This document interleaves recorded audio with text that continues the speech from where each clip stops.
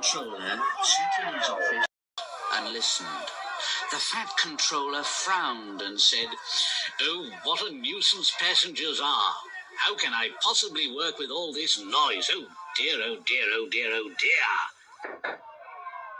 "Yes, what is it?" It was the station master, looking very worried. "There's trouble in the shed, sir. Henry is sulking. There is no train, and the passengers are saying that this is a bad railway." "Indeed? Really? We cannot allow that. Now, will you quieten the passengers, please, and I will go and speak to Henry." The fat controller found Henry, Gordon, and James looking sulky. "Now, come along, Henry.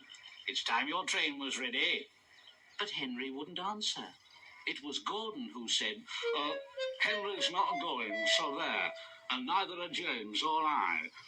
We won't shunt like common tank engines. We are important tender engines, if you don't mind. You fetch our coaches for us, and we'll pull them. But we won't shunt. Tender engines don't shunt. So there." And all three engines let off steam in a cheeky way. And the fat controller said, "Oh, indeed. Engines on my railway do as they're told. I'll go and find Edward."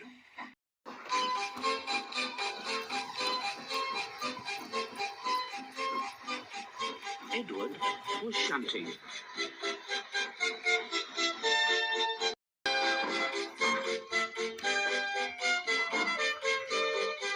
"I say, Edward, leave those tracks, will you please?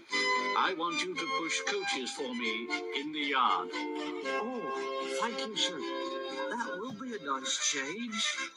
"That's a good engine. Off you go then."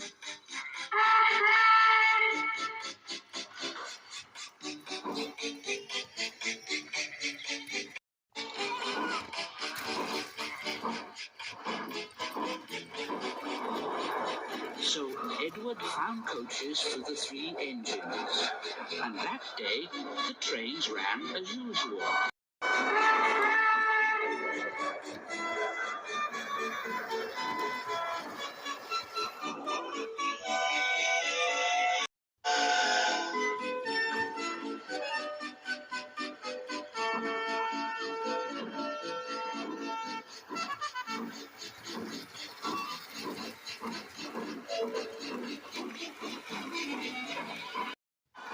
But when the fat controller came next morning, Edward looked unhappy.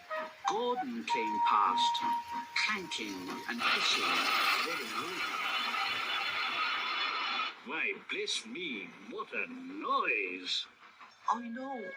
They all hiss at me, sir. They say tender engines don't shunt. And last night they said I had black wheels. I haven't. Have I, sir?" "No, Edward, of course you haven't. You've got nice blue ones, and I'm proud of you. Tender engines do shunt, but all the same, you'd be happier in your own yard. We need a tank engine here." And the fat controller went to an engine workshop and saw all sorts of tank engines. At last, he saw a smart little green engine. Yes, I think so. That's the one. I say there, if I choose you, will you work hard? Oh, sir. Yes, sir. Yes, sir." That's a good engine. I'll call you, Percy. Yes, Percy. Do you like that, Percy? "Oh, yes, sir. Thank you, sir. Yes, sir."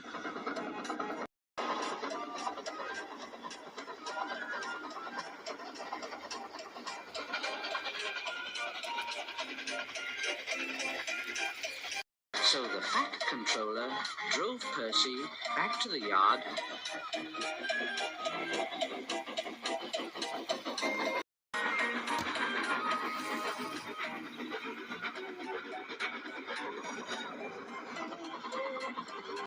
introduced him to Edward.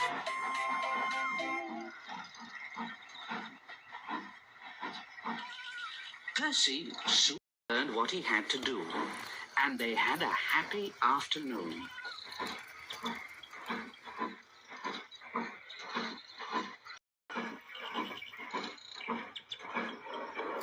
And then Henry came by, hissing as usual.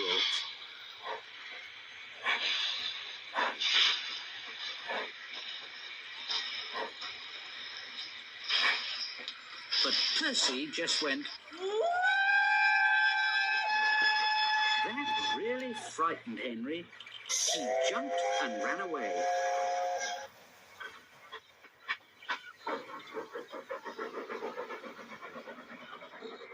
Edward laughed and said, how beautifully you washed him, Percy. I can't make a noise like that. Oh, that's nothing. You should hear them in the workshops. You have to make a noise like that to be heard. Next morning, Thomas arrived.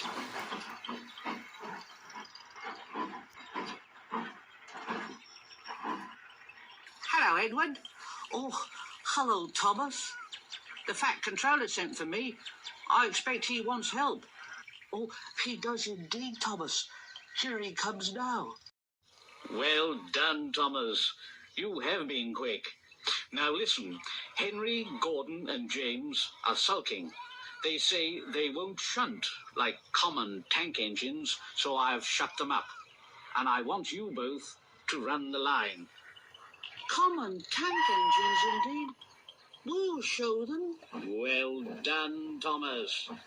And Percy here will help too. Won't you, Percy? Oh, sir. Yes, sir. Edward and Thomas pulled the trains. They started at opposite ends and whistled to each other as they passed.